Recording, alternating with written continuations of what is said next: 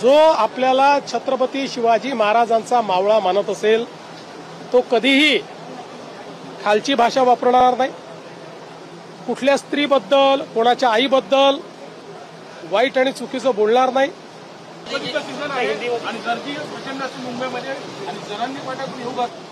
लोकशाही पद्धतीने कोणी आंदोलन करणार असेल तर सरकार कोणाला रोखणार नाही। मात्र त्याचवेळी हिंदूंचा सगळ्यात मोठा सण हा गणेशोत्सव आहे, त्यामुळे अशा प्रकारचा हा जो सण आहे या सणात कुठलं विघ्न येऊ नये अशा प्रकारची आमची अपेक्षा आहे।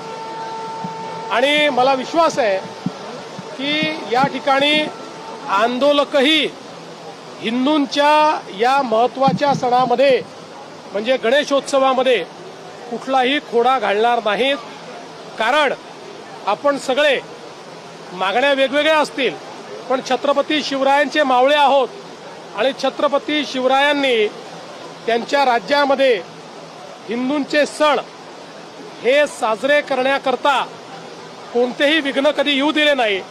किंबहुना अनेक ठिकाणी जिथे विघ्न आलीत किंवा परकीय आक्रमकांनी आणलीत त्या ठिकाणी त्यांचा निपात करण्याचं काम हे त्यांनी केलेलं आहे।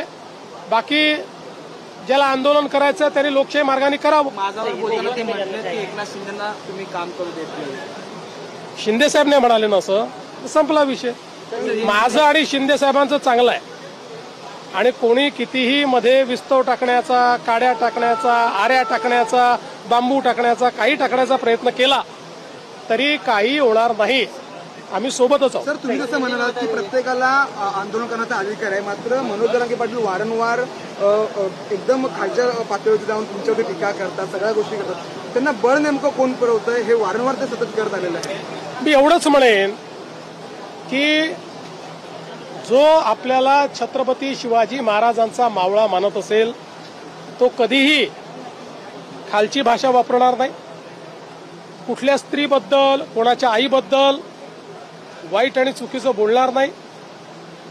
आणि खरं तर त्या संदर्भात मी प्रतिक्रिया द्यावी हे मला योग्यही वाटत नाही। प्रत्येकाचं बोलणं त्यांना लखलाभ।